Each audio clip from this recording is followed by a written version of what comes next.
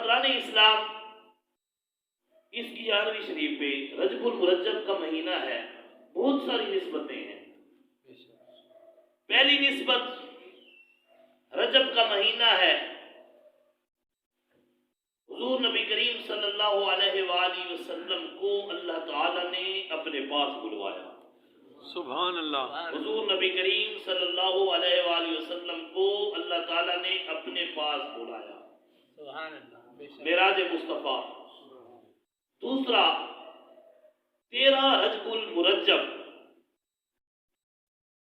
حضرت علی المرتضیٰ رضی اللہ تعالی عنہ آپ کا یوم ولادت، سبحان اللہ۔ اور حضور غوث اعظم شیخ عبد القادر جیلانی رضی اللہ تعالی عنہ کی نسبت سے 11ویں شریف کی محفل، سبحان اللہ۔ ساری نسبتیں جمع ہو گئی ہیں، اس لیے کوشش کریں گے مختصراً کچھ معروضات آپ لوگوں کے گوش گزار کریں۔ اللہ رب العزت نے ساری مخلوق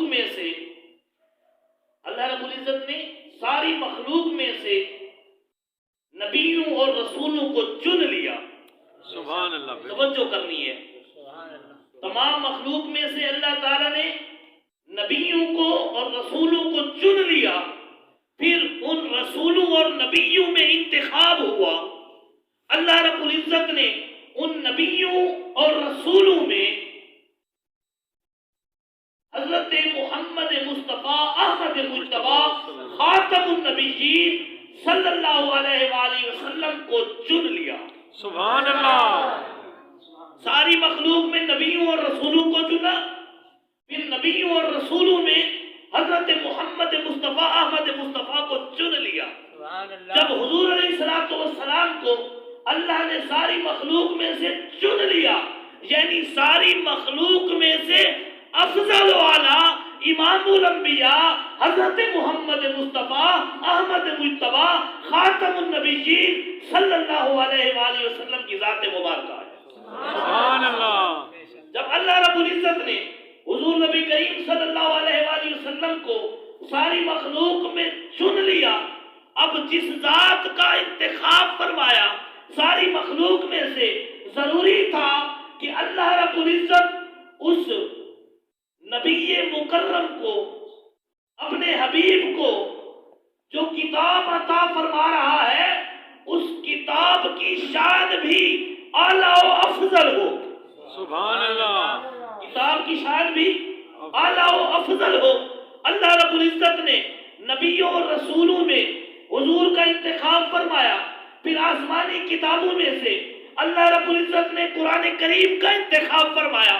قرآن کریم کا انتخاب فرمانے کے لیے اللہ رب العزت نے لوح محفوظ سے جہاں پہ قرآن محفوظ تھا، اللہ کے ہاں اس کو زمین پہ اتارا، زمین پہ نازل کیا۔ اللہ رب العزت نے اس قرآن کی حفاظت کے لیے سب سے پہلے جس مقام کا انتخاب فرمایا وہ حضرت محمد مصطفیٰ احمد مجتبی کا قلب اطہر بنا۔ سبحان اللہ۔ سبحان اللہ۔ لوح محفوظ میں تو قرآن محفوظ تھا، لوح محفوظ میں قرآن محفوظ تھا، دنیا میں قرآن رب نے بھیجنا تھا، اب دنیا میں بھی قرآن کو محفوظ فرمانا تھا، تو اللہ رب العزت نے قرآن کی حفاظت کا سب سے پہلا ٹھکانہ کس کو بنایا؟ حضرت محمد مصطفیٰ احمد مجتبی کے مبارک دل کو بنایا۔ سبحان اللہ۔ سینہ مصطفیٰ کو چن لیا، قرآن نازل ہو گیا، بتدریج نازل ہوا، 23 سال کے عرصہ میں نازل ہوا۔ معلوم ہوا جب قرآن حضور پر نازل ہوا، سینہ مصطفیٰ کا اللہ نے انتخاب فرمایا، سینہ مصطفیٰ میں جب قرآن اللہ رب العزت نے نازل فرما دیا، 23 سال کے عرصہ میں تھوڑا تھوڑا کر کے نازل ہوتا رہا۔ معلوم ہوا الرحمن علم القرآن، رب کائنات نے حضور علیہ السلام کو خود سکھایا۔ سبحان اللہ۔ سبحان اللہ۔ حضور علیہ السلام کو خود سکھایا۔ وَعَلَّمَكَ مَا لَمْ تَكُنْ تَعْلَمْ، حضرت آدم علیہ السلام گنوا دیے، چیزوں کے نام بتا دیے۔ اللہ نے جب علم عطا فرمایا، اس علم کی دولت سے رب کائنات نے ارشاد فرمایا اے فرشتوں اب چیلنج ہے، کھلا چیلنج ہے، میرا آدم جو ہے یہ چیزوں کے نام بیان کرتا ہے، اگر تم میں سے کسی کی طاقت ہے تو بیان کر کے دکھاؤ۔ سبحان اللہ، سبحان سارے اللہ۔ کے سارے فرشتے خاموش، حضرت جبرائیل علیہ السلام بھی خاموش۔ اے مالک کریم، تیرے حکم کے مطابق ہمارا سر سجدے میں جھک گیا ہے، حقیقت میں سجدہ رب کو تھا، انتخاب حضرت آدم علیہ السلام کا ہوا، لیکن رب کائنات نے یہ فوقیت علم کی وجہ سے عطا فرمائی۔ سبحان اللہ، سبحان اللہ۔ فوقیت علم کی وجہ سے عطا فرمائی، اور علم بھی محدود سمجھو کہ رب کائنات نے چیزوں کے نام بتائے، کہا میرا آدم چیزوں کے نام بتائے گا، آپ میں سے بھی کوئی بتا دے۔ اب قرآن میں رب کائنات نے ہر چیز کا ذکر فرما دیا، ہر چیز کا ذکر فرما دیا۔ تقریباً 9 لاکھ کے لگ بھگ چیزوں کے نام بعض مفسرین کرام نے لکھے ہیں کہ حضرت آدم علیہ السلام جانتے تھے، اگر جانتے تھے تو ایک پانی لے لیں، پانی کے کتنے نام ہیں، کتنی زبانیں بولی جاتی ہیں دنیا میں، واٹر ہے، پانی ہے، ٹھیک ہے، وہ ہے، باقی مطلب کہ جتنے آپ الفاظ استعمال کرتے جائیں، الوا ہے عربی میں پانی کو کہتے ہیں، کتنے نام استعمال ہوتے ہیں، ایک پانی کو لے لیں، کتنے نام ہیں دنیا میں، کتنے نام ہیں دنیا میں۔ ان تمام ناموں کو حضرت آدم علیہ السلام جانتے تھے، حضرت آدم علیہ السلام جانتے تھے۔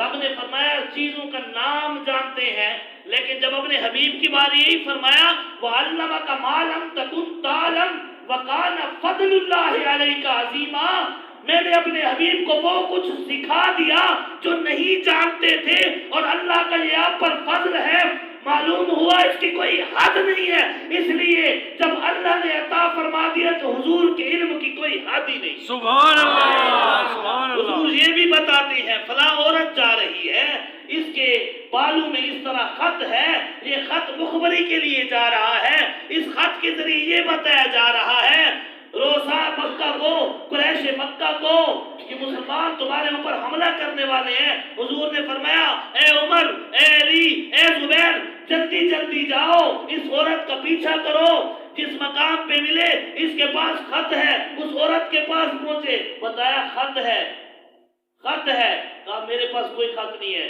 کہا ہمارے نبی نے کہہ دیا تو آپ کے پاس خط ہے، آپ عورت ہیں اس لیے ہم آپ کا احترام کرتے ہیں، خط ہمیں دے دیں۔ اس عورت نے بالوں سے وہ خط نکال کے پیش کر دیا، کہا میں قربان جاؤں اس نبی پر جس نبی نے آپ کو بتایا ہے کہ میرے پاس خط ہے، اس خط کے بارے میں حضور کو کس نے بتایا؟ سبحان اللہ، سبحان اللہ، بخاری و مسلم کی سبحان حدیث، اللہ۔ حضور کو کس نے بتایا؟ ظاہری بات ہے وَعَلَّمَكَ مَا لَمْ تَكُنْ تَعْلَمْ، اے حبیب آپ کو وہ کچھ سکھا دیا ہے جو آپ نہیں جانتے تھے، وَكَانَ فَضْلُ اللَّهِ عَلَيْكَ عَظِيمًا، یہ آپ پر اللہ کا بہت بڑا فضل ہے۔